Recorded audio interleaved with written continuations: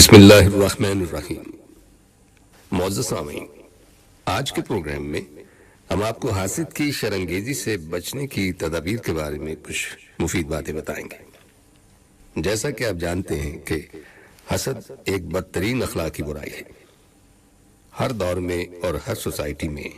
اس تباہ کن برائی کے مریض پائے جاتے ہیں۔ حسد کا مطلب یہ ہے کہ ایک مرد یا عورت دوسرے مرد یا عورت کو اچھی حالت میں دیکھے کہ میرے ہی طبقے سے تعلق رکھنے والا یہ شخص مال و دولت، نعمت و ثروت، اثر و رسوخ اور شہرت و عزت سے نوازا گیا ہے تو وہ اس سے جلنے لگتا ہے۔ اس کی خواہش اور کوشش یہ ہوتی ہے کہ اس شخص سے یہ نعمتیں چھن جائیں اور مجھے مل جائیں، اور اگر مجھے نہ ملیں تو کم از کم اس شخص سے ضرور چھن جائیں۔ اس طرح کے جذبات اگر کوئی شخص مرد یا عورت دل میں پال رہا ہے تو بلا شبہ یہ بہت برے جذبات ہیں، اور یہ جذبات پالنے والا یقیناً زبردست کوڑھن اور تکلیف میں وقت گزار رہا ہے اور اپنی شخصیت اور عاقبت کو تباہ کر رہا ہے، لیکن جس سے جل رہا ہے وہ بہرحال اس کے شر سے محفوظ ہے۔ البتہ جب یہ حسد کا مریض اپنے حسد اور جلن کے اوبال کو برداشت نہیں کر پاتا اور حسد کی آگ سے بیتاب ہو کر اپنے محسود کے خلاف اپنے جذبات کا عملاً اظہار کرنے لگتا ہے،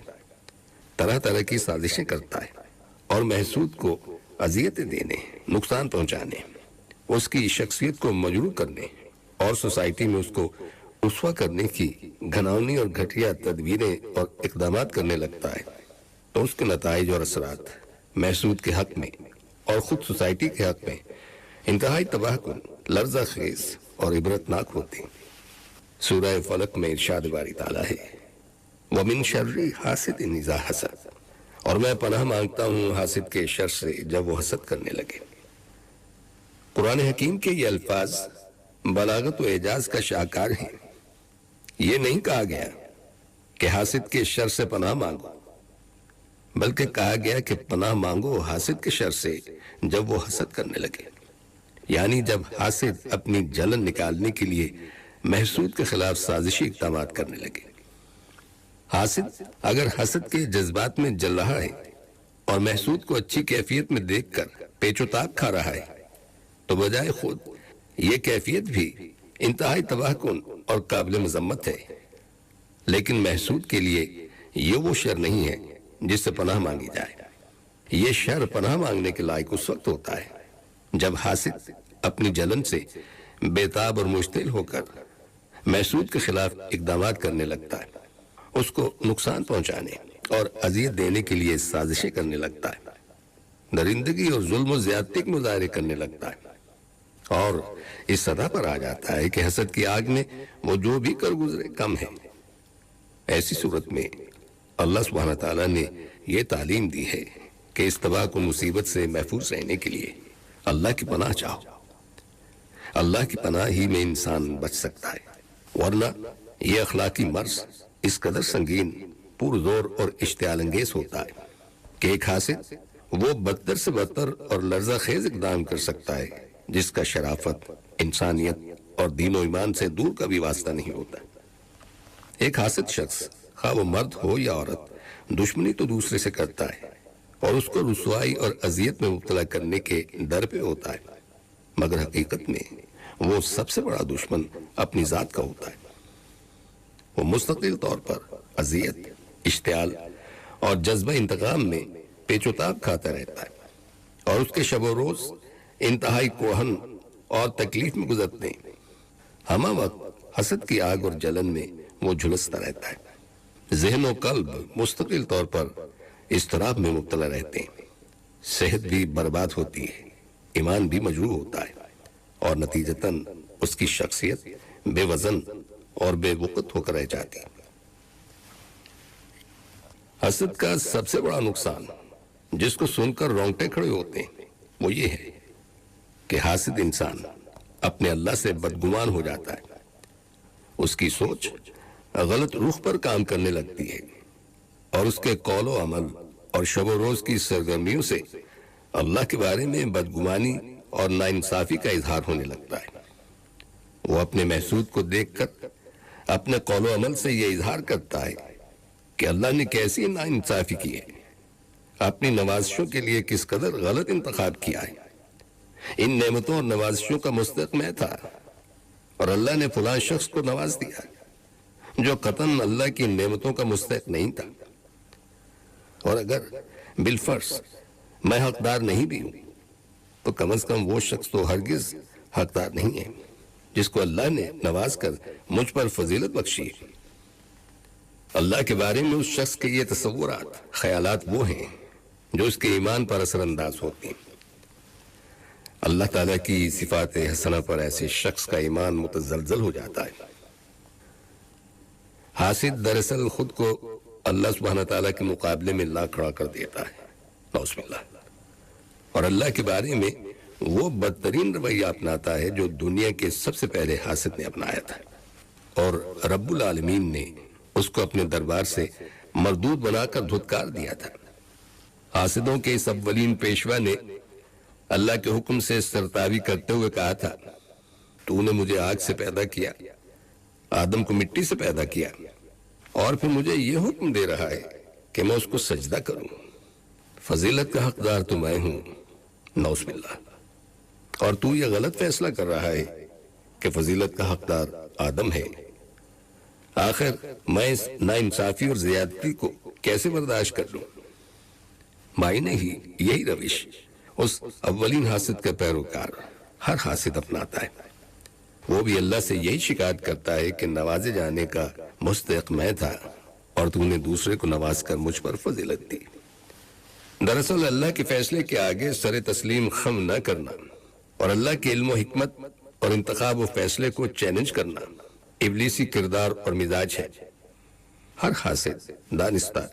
یا نادانستہ اسی کردار اور مزاج کا مظاہرہ کرتا ہے۔ ایمان کے جوہر سے محرومی اور ابلیس خبیث کے کردار اور مزاج میں ڈھل جانا ایک انسان کا وہ بدترین حال اور انجام ہے جس کے تصور سے ہی رونگٹے کھڑے ہو جاتے ہیں۔ حسد کا ایک بڑا نقصان یہ بھی ہے کہ ایسا شخص تعمیری ذہن و فکر اور صلاح و فلاح کی سعی و کاوش سے محروم ہو جاتا ہے۔ وہ اپنی زندگی کو بنانے، مستقبل کو سنوارنے، صلاح و سدھار کے کام کرنے کے بجائے ہر وقت اسی اضطراب اور بے چینی میں مبتلا رہتا ہے کہ جن کو اللہ نے اپنی نعمتوں سے نوازا ہے ان کی شخصیتوں کو مجروح کرے، ان کو نقصان پہنچائے، ان کی تذلیل کرے اور ان کی اذیت اور تکلیف رسانی کا سامان کرے۔ حسد کی آگ کسی وقت اس کو سکون سے نہیں بیٹھنے دیتی۔ وہ اپنے محسود پر ہی نگاہ رکھتا ہے، اندر ہی اندر سلگتا ہے اور پہم پیچ و تاب کھاتا رہتا ہے۔ اس کا اپنا ذہن بھی انتشار کا شکار رہتا ہے اور گھر کے لوگ بھی اس کے اثرات بد کے نتیجے میں غلط و رخ پر سوچنے لگتے ہیں اور زندگی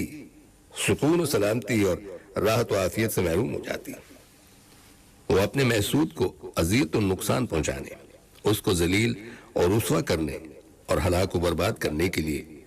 وہ رذیل ترین حرکتیں کرنے پر اتر آتا ہے جن کے بارے میں یہ تصور بھی نہیں کیا جا سکتا کہ کوئی انسان ایسی حرکات بھی کر سکتا ہے۔ ایسے موقع پر اللہ سبحانہ تعالیٰ نے قرآن حکیم میں مومن کو یہ تلقین فرمائی ہے کہ وہ حسد کے اقدام پر اتر آنے والے حاسد کے شر سے اللہ سبحانہ تعالیٰ کی پناہ چاہے اور اس ایمانی شعور کے ساتھ اللہ کی پناہ کے یہ الفاظ ادا کرے کہ میں جس کی پناہ مانگ رہا ہوں وہ سب پر غالب ہے، اس کی قدرت اور اقتدار سب پر حاوی ہے اور کوئی چیز اس کی قدرت اور علم کے دائرے سے باہر نہیں ہے۔ حاسد کے شر سے ایمان کے لیے اللہ کی شعوری پناہ مانگنے کے ساتھ ساتھ چند اور تدبیریں بھی ہیں جو اس سلسلے میں معاون اور کارگر ہو سکتی ہیں، ان کا بھی ہو سکے تو اہتمام کرنا چاہیے۔ یہ تدبیریں کچھ اس طرح سے ہیں کہ جس بندے سے حسد کیا جا رہا ہے وہ اللہ پر پورا پورا بھروسہ رکھے، ہرگز گھبراہٹ کا مظاہرہ نہ کرے، یہ یقین رکھے کہ جب تک اللہ نہ چاہے کوئی بندہ کسی کا کچھ نہیں بگاڑ سکتا۔ نفع نقصان پہنچانے کا اختیار صرف اللہ کو ہے، کوئی کچھ بھی کرے اگر اللہ نہ چاہے تو کوئی ذرہ بھر تکلیف نہیں دے سکتا۔ اگر اس کی جانب سے راحت اور بھلائی کا فیصلہ ہے تو کوئی طاقت اس فیصلے کو ٹال نہیں سکتی، اور اگر اس کی طرف سے ہی کسی تکلیف اور نقصان کا فیصلہ ہے تو کوئی اس سے بچا نہیں سکتا۔ اگر کوئی طاقت بچا سکتی ہے تو اسی کی طاقت ہے، اس کی مرضی کے بغیر یہاں ذرہ حرکت نہیں کر سکتا۔ انسان کو چاہیے کہ وہ خیر خواہی کے سوا کچھ نہ سوچے، ہر حال میں بھلائی کا رویہ رکھے اور یہ یقین اور اطمینان رکھے کہ بہترین انتقام لینے والا اللہ سبحانہ تعالیٰ ہی ہے۔ اس کے علم سے نہ کوئی چیز پوشیدہ ہے، نہ اس کے احاطہ قدرت سے کوئی چیز باہر ہے۔ اس کی پکڑ بہت سخت ہے، جب وہ انتقام لینے پر آتا ہے تو اس کی گرفت سے کوئی نہیں بچ سکتا۔ ان اللہ علی کل شیء قدیر، اللہ تعالیٰ ہر چیز پر قدرت رکھتا ہے۔ جس سے حسد کیا جا رہا ہے وہ حاسد کی ذلیل حرکتوں اور بیہودہ باتوں سے اشتعال میں نہ آئے، انتقامی جذبات سے مغلوب ہو کر ایسی کارروائیاں یا ایسی تدبیریں نہ سوچنے لگے کہ وہ خود حاسد کی سطح پر آنے کی حماقت کرنے لگے۔ ہر حال میں صبر و تحمل سے کام لے، صبر کو اپنی ڈھال بنائے اور یہ اعتماد اور یقین رکھے کہ اس صبر کا صلہ دینے والا وہ اللہ ہے جو وعدہ خلافی نہیں کرتا۔ جب حاسد اللہ اور بندوں کی شرم سے بے نیاز ہو کر اور اخلاق اور انسانیت سے عاری ہو کر بیہودہ اور ذلیل حرکتیں کرنے لگے اور کمینہ پن اور رذالت کے مظاہرے کرنے پر اتر آئے اور اللہ کے خوف سے بالکل ہی لاپرواہ ہو جائے تو محسود کو چاہیے کہ اس وقت بھی تقوی کی روش پر جمع رہے اور تقوی کے خلاف ہرگز کچھ نہ کرے۔ کسی نادان کی ظالمانہ روش کے انتقام میں تقوی اور خدا ترسی کی روش کو چھوڑ دینا سب سے بڑا نقصان اور سب سے بڑی شکست ہے۔ حاسد کی بدترین سزا یہ ہے کہ اس کا نوٹس ہی نہ لیا جائے۔ البتہ اگر وہ سماج میں ذلیل و رسوا کرنے کی کوشش میں سارے حدود اور قیود پھاند جائے تو پھر اس کو مناسب انداز میں یہ وارننگ ضرور دی جائے کہ ہم اللہ کی ہدایت اور شرافت کی وجہ سے خاموش ہیں۔ یہ یاد رکھو کہ شریف انسان کا غصہ انتہائی ہولناک اور فیصلہ کن ہوتا ہے۔ اس وارننگ کا نتیجہ انشاءاللہ یہ ہوگا کہ وہ کھلم کھلا زبان درازی نہیں کرے گا اور اس کی زبان ضرور خاموش ہو جائے گی، اس لیے کہ ذلیل انسان ہمیشہ بزدل ہوتا ہے۔ البتہ اس کے اندر جو آگ لگی ہوئی ہے اس سے مجبور ہو کر وہ اپنی آگ بجھانے کی تدبیریں ضرور کرے گا۔ حاسد خواہ کیسی ہی تکلیف پہنچائے اور کیسا ہی برا سلوک کرے، جواب میں محسود اس کے ساتھ کوئی برا سلوک ہرگز نہ کرے۔ اگر زندگی کے کسی مرحلے میں کوئی ایسا موقع آئے کہ وہ حاسد کے ساتھ کوئی نیک سلوک کر سکتا ہو تو وہ ضرور کرے، اور حسن سلوک کرتے ہوئے اس بات سے بے نیاز رہے کہ اس حسن عمل اور نیک سلوک کے جواب میں حاسد کے دل کی جلن ختم ہوتی ہے یا نہیں، اور اس کی روش میں کوئی تبدیلی آتی ہے یا نہیں۔ اور آخری بات یہ کہ محسود اپنے دل کو حاسد کے خوف سے قطعی پاک رکھے اور یہ یقین رکھے کہ حاسد اس کا کچھ نہیں بگاڑ سکتا۔ حاسد کے خوف سے دل کو پاک رکھنے کے لیے ضروری ہے کہ عقیدہ توحید کو تفصیل کے ساتھ سمجھنے کی کوشش کرے، اللہ سبحانہ تعالیٰ کی صفات کا استحضار رکھے، ہر حال میں عقیدہ توحید پر مضبوطی کے ساتھ جمع رہے اور کسی سے قطعاً خوف نہ کھائے۔ جس دل کے اندر اللہ کی توحید بسی ہوئی ہو اس دل میں اللہ کے خوف کے ساتھ کسی دوسرے کا خوف ہرگز جمع نہیں ہو سکتا۔ شیاطین اور ارواح خبیثہ جو ہر وقت انسان کے تعاقب میں ان کے شر سے بچنے کے لیے اگر نبی اکرم صلی اللہ علیہ وسلم کے اسوہ حسنہ کے مطابق آدمی اپنا معمول بنا لے تو وثوق سے ہم کہہ سکتے ہیں کہ انشاءاللہ وہ ہر شر اور فتنے سے اللہ کے فضل و کرم سے محفوظ رہے گا۔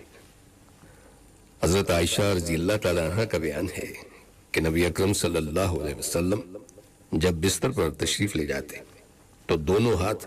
دعا مانگنے کی طرح ملاتے اور قل هو اللہ احد اور قل اعوذ برب الفلق اور قل اعوذ برب الناس کی صورتیں تلاوت فرما کر ہاتھوں پر دم فرماتے اور پھر جہاں تک آپ کا ہاتھ مبارک پہنچتا اپنے جسم پر پھیر لیتے، سر، چہرے اور جسم کے اگلے حصے سے شروع فرماتے۔ آپ صلی اللہ علیہ وسلم یہ عمل